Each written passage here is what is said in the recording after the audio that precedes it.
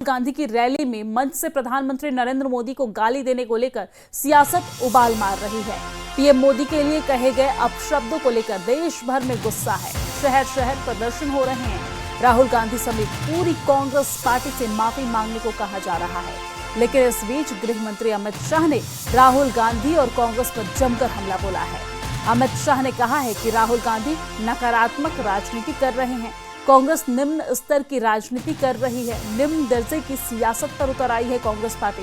बिहार में राहुल गांधी की रैली से पीएम मोदी को अपशब्द कहना बेहद निंदनीय है। इसे लेकर राहुल गांधी और उनकी पार्टी को पूरे देश से माफी मांगनी चाहिए।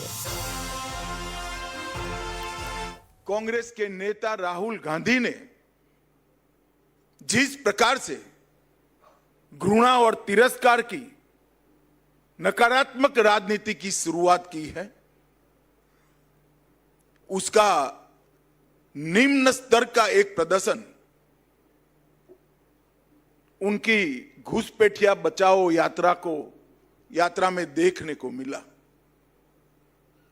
ये घुसपैठिया बचाओ यात्रा जो उन्होंने बिहार में निकाली है, उसमें राहुल गांधी के स्वागत के मंच पर से नरेंद्र मोदी जी की स्वर्गीय माता जी के लिए अपशब्द बोलकर सबसे घृणित काम कांग्रेस के नेताओं ने किया है। मैं आज इस मंच से राहुल जी ने जिस प्रकार से घृणा की स्तर बगैर की राजनीति की शुरुआत की है, उसकी और प्रधानमंत्री नरेंद्र मोदी जी की स्वर्गीय माता जी के लिए जो अपशब्द कहे गए, उसकी मैं हृदय से निंदा करता हूं। और मैं पूरे देश की जनता को भी कहना चाहता हूं कि जिस प्रकार की राजनीति, मुद्दा विहीन विरोध की राजनीति, नकारात्मक राजनीति, घृणा की राजनीति श्री राहुल गांधी ने शुरू की है, वो हमारे सार्वजनिक जीवन को ऊंचाई नहीं देगी, गर्त में ले जाएगी। और प्रधानमंत्री नरेंद्र मोदी को गाली देने के मामले में बीजेपी ने पटना में हमला बोला है। और इस दौरान हल्ला बोलते हुए पटना में कांग्रेस दफ्तर के बाहर कांग्रेस और बीजेपी के बीच जमकर यहां पर झड़प भी देखने को मिली है। तस्वीरों में आप देख रहे हैं किस तरीके से बीजेपी की तरफ से जोरदार प्रदर्शन किया गया और इस दौरान झड़प की तस्वीरें भी सामने आई है। बीजेपी नेता पीएम पर की गई अभद्र टिप्पणी का विरोध कर रहे थे और इसी दौरान कांग्रेस और बीजेपी नेताओं के बीच झड़प देखने को मिली है।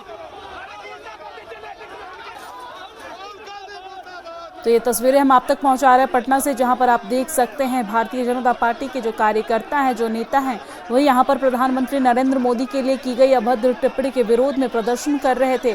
और इसी बीच कांग्रेस पार्टी के भी कुछ कार्यकर्ता यहां पर आ गए और इस दौरान दोनों के बीच झड़प देखने को मिली। हालांकि पुलिस प्रशासन इस दौरान बीच बचाव करते हुए नजर आ रहे हैं। दोनों से ये अपील कर रहे हैं कि आप आपस में न लड़े, लेकिन किस तरह का मंजर यहां पर देखने को मिला ये आप तस्वीरों के माध्यम से देखकर समझ सकते हैं। बीजेपी नेताओं का जोरदार प्रदर्शन इस दौरान यहां पर देखने को मिला और इस प्रदर्शन के बीच झड़प भी हुई है। बीजेपी नेता और कांग्रेस नेता के बीच ये झड़प हुई है।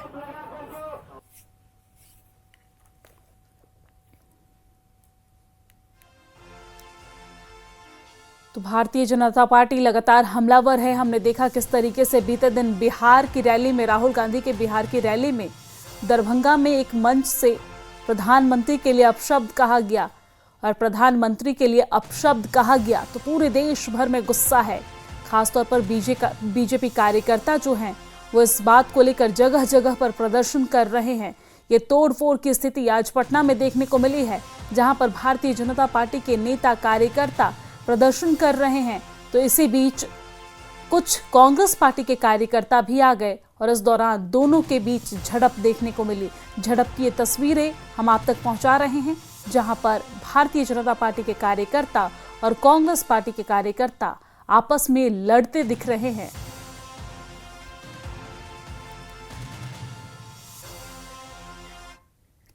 और अब बड़ी खबर बिहार से है, जहां पर प्रधानमंत्री नरेंद्र मोदी को गाली देने वाले आरोपी को पुलिस ने गिरफ्तार कर लिया है। जी हां, आरोपी का नाम रिजवी उर्फ राजा है।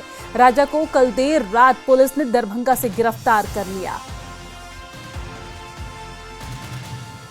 तो राहुल गांधी की रैली में प्रधानमंत्री नरेंद्र मोदी के लिए अपशब्द कहा गया था और मंच से अपशब्द कहा गया, और इस पूरे मामले में आरोपी को पुलिस प्रशासन ने गिरफ्तार कर लिया। आरोपी का नाम रिजवी उर्फ राजा है।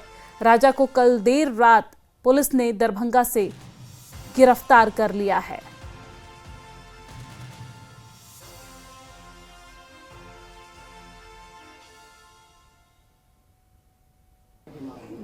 देखिए, कानून अपना कार्रवाई कर रही है, लेकिन कानून अपना कार्रवाई कर रही है, लेकिन गाली जो प्रधानमंत्री जी के माता जी को दिया गया, उसको यह देश और बिहार कभी बर्दाश्त नहीं करे।